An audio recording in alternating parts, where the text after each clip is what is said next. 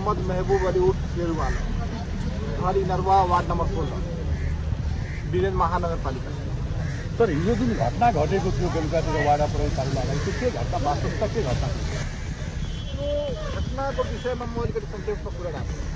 त्यो घटना के रहेछ कि टिनेजको केटाले केही दिन 3-4 दिन अगाडि चाहिँ आपसमा चाहिँ कलेज पढ्ने केटाहरूले चाहिँ भर्खरको केटाहरू चाहिँ आपसमा केही कलेजमा कहाँसुनीको कारणले चाहिँ आपसमा विवाद भएको रहेछ। यो कुरा विवाद भएपछि हामीलाई प्रहरी माध्यमबाट हामीले पत्ता लगायो कि यो कुरा यसरी विवाद भएछ भनेर चाहिँ वाडाका इन्सपेक्टर साहब लगायत सही साहबहरूले पटक यो मुस्लिम समुदायका केही केटाहरू रहेछ र अरू समुदायका केही भाइहरू चाहिँ केटाहरू रहेछ, टिनेजको केटाहरू हुन्। यिनीहरूको विवाद चाहिँ नि हजुरले पहल गरिएपछि विवाद सकिन्छ भने उहाँले चाहिँ पटक फोन गर्दाखेरि मैले त्यो केटा कुन ठाउँको हो, कुन केटा हो, मैले पत्ता लगाउँदाखेरि त्यो नम्बर वार्डका सबैका केटाहरू त्यो बाबुहरूलाई चाहिँ नि हामीले पहल गरेर चाहिँ नि वाडाका सही साहब र इन्सपेक्टर साहबको रिक्वेस्टमा यो विषय हामीले थाहा नभएको कारणले पनि हामीले अब हामीका कुरा आएपछि हामीले पहल गरेर त्यो बाबुहरूलाई र अर्को पक्षका पनि बाबुहरू चाहिँ वाडामा सही साहबको अगाडि बसेर पहल गरेर चाहिँ मिलापत्र गराइयो। तर त्यो विषयमा के भयो कि दुईवटा निवेदन परेका थिए, एउटा चाहिँ नि वीरता वाडामा, अर्को निवेदन चाहिँ नि श्रीपुर वाडामा। मिलापत्र गराउने क्रममा सही साहबले एउटा कुरा के राख्नुभयो कि यहाँको विषय यहाँ चाहिँ मिलापत्र गराउँ र श्रीपुरको विषयलाई चाहिँ श्रीपुरमा बाबुहरूलाई पठाएर चाहिँ त्यहाँ मिलापत्र गराइदिनु। सही साहबको नेतृत्वमा यो कुरा भयो। त्यो कुरा सकेपछि म सही साहबसँग हात मिलाएर त्यहाँबाट म निस्केँ। त्यो ठाउँबाट निस्केपछि दिनभरि मैले आफ्नो काम गरेँ। बेलुका तकरिबन राति 8-8:30 बजीतिर चाहिँ म घर जाने क्रममा महाकाल होटलनिर पुगेको थिएँ। मेरो मोबाइलमा एउटा कल आयो, मैले रिसिभ गरेन। फेरि अर्कोचोटि कल आयो, मैले रिसिभ गरेन। अननोन नम्बर थियो। अननोन नम्बर भएको कारणले चाहिँ मैले त्यो कललाई चाहिँ रेकर्डिङमा राखेर मैले यताबाट कल ब्याक गरेँ। गर्दाखेरि ऊ भाइलाई न मैले चिनेछु, न उसलाई मैले जानेछु, न उसँग मेरो कुनै व्यवहार छ, न कहिले उसँग मेरो कुनै रिलेसन छ। त्यो भाइले फोन उठाउँदैखेरि चाहिँ अशब्द कुरा गर्ने नचाहिने उसले कुरा गर्दाखेरि ठ्याक्कै त्यो बेला म चाहिँ वीरता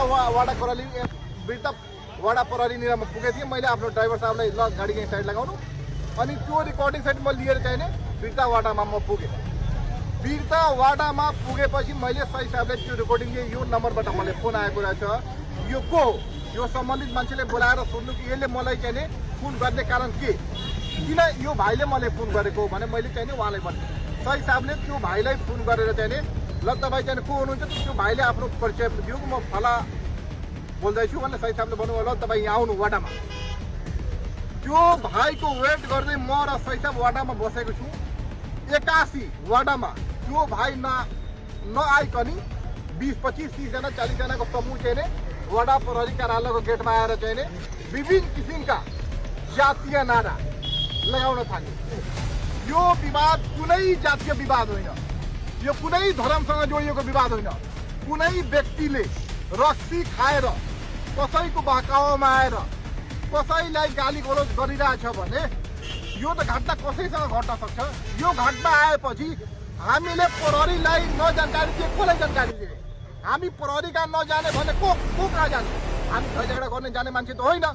हामीले यो कुरा चाहिँ त्यहाँ राखेपछि प्रहरीले त्यो भाइले बोलाउन फोन गरेपछि त्यहाँ आएर चाहिँ जातीय नारा लगाएर विभिन्न किसिमका धार्मिक नारा लगाएर चाहिँ मेरो चरित्र हनन गरिकन विभिन्न किसिमका अशब्द म लगायत मेरो समाजलाई, मेरो परिवारका व्यक्तिलाई, मेरो समाजका सम्पूर्ण व्यक्तिलाई विभिन्न किसिमका गाली गलौज सहित वीरता वाडा अगाडि चाहिँ भयङ्कर नाराबाजी गरियो। त्यो नाराबाजीको त्यो सबै चाहिँ अशब्दको चाहिँ सबै सीसीटीभी फुटेजहरू वीरता प्रहरी वाडा प्रहरी कार्यालयको सीसीटीभी फुटेजमा नि त्यही चाहिँ सेभ छ र उनीहरूको गरेका टोटल गतिविधिहरू पनि त्यही चाहिँ वीरता वाडा प्रहरीका लागेका सीसीटीभीमा पनि रेकर्ड छ। अब अगाडिको तपाईँको प्रक्रिया के छ? केही कानुनी स्तरमा तपाईँ जानुहुन्छ? हामीले यो विषयमा कानुन मान्ने हाम्रो मुस्लिम समाजले चाहिँ जहिले पनि कानुनको पालना गरेको रहेछ र कानुनमाथि र संविधानमाथि विश्वास राखेको छ। यो विषयमा हाम्रो स्पष्ट धारणा, यो गाली गलौज गर्ने व्यक्ति, फोनमा गाली गलौज धम्की दिने व्यक्ति र त्यो राति आएर चाहिँ योलाई चाहिँ धार्मिक रूप दिने व्यक्तिलाई यदि प्रहरीले कानुनको दायरामा ल्याएर कारवाही गर्छ भने हामीले विश्वास राखेको छौँ। हामीले चाहिँ आज दिनभरिमा यो घटनाको के तथ्य रहेछ यो यिनीहरूलाई चाहिँ अब कानुनको दायरामा ल्याएर कारवाही गर्छु भने आश्वासन पनि दिनुभएको छ एसपी साहबले।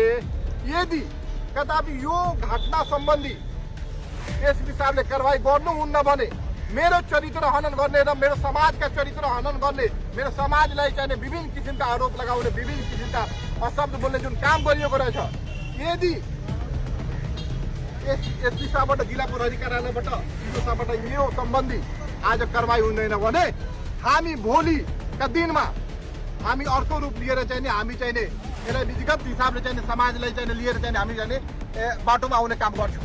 हाम्रो स्पष्ट धारणा।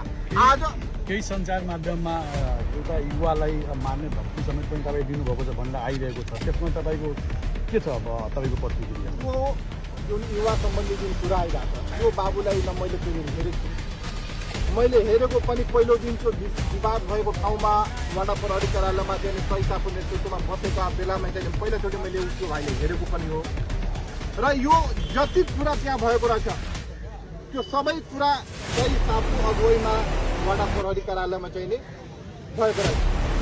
यदि मेरो तर्फबाट यानि म महबुब अली शेरू आलमको तर्फबाट त्यो भाइलाई एक शब्द पनि मैले केही गलत शब्द भनेछु, यदि यो कुरा प्रमाणित हुन्छ भने म दण्डको भागी, नत्र भए यो झुटो कुरालाई अफवाहलाई उठाएर जुन हिसाबले राति मेरो चरित्र हनन गर्ने, जुन हिसाबले नाराबाजी गर्ने, जुन उद्देश्यले जुन यो एउटा व्यक्तिको विशेष झगडालाई लिएर केही अछिन व्यक्तिहरूले चाहिने सामाजिक रङ दिने प्रयास, नाराबाजी गर्ने जुन काम गरिएको रहेछ, यो देश कुनै सङ्घ संस्थाले चल्ने देश होइन, यो संविधानले कानुन व्यवस्थाले चल्ने देश हो। मलाई आफ्नो देश र कानुनमाथि पुरै विश्वास छ। यस्ता गतिविधि गर्ने केही अछिन व्यक्तिहरूलाई कानुनले आफ्नो दायरामा ल्याएर चाहिने कानुनको दायरामा ल्याएर कारवाही गर्छ भने म अस्वस्थ विश्वास। हस्, धन्यवाद।